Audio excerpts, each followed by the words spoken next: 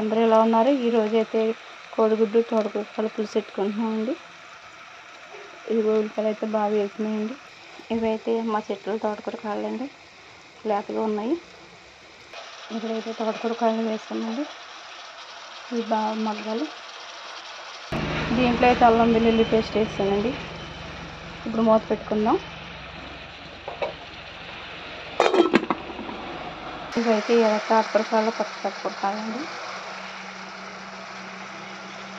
కొంచెం అయితే మగ్గినాయి. ఇంకొంచెం మగ్గాక కొంచెం కారం వేసుకుందాం. ముందు ఉప్పు వేస్తానండి. ఉప్పు వేస్తే బాగా మగ్గుతాయి. ఇప్పుడైతే కారం వేసుకున్నామండి. కలుపుకుందాము. మా ఛానల్ మీకు నచ్చినట్లయితే లైక్ చేయండి, షేర్ చేయండి, సబ్స్క్రైబ్ చేసుకోండి. కోడిగుడ్లు అయితే వేసిన చూడండి. చింతపండు పులుసు అయితే వేసుకున్నాము. ఇప్పుడు మూత పెట్టుకున్నాం. చూడండి, కోడిగుడ్లు అయితే వేసాను. దీంట్లో మసాలా పొడి కొద్దిగా వేసానండి. పులుసు వేసుకుంటే చాలా టేస్టీగా ఉంటుంది. చూడండి, కూర అయితే ఉడుకుతుంది బాగాని.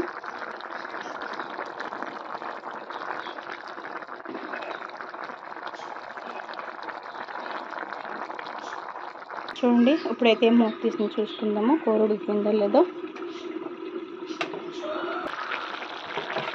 పులుసు కదండి, నేను కొంచెం పులుసు నీళ్ళు ఉంటున్నాను.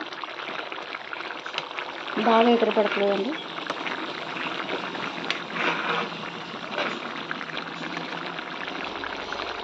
మీరు కూడా ఒకసారి అలా ట్రై చేయండి. కామెంట్ అయితే పెట్టడం మర్చిపోవద్దు.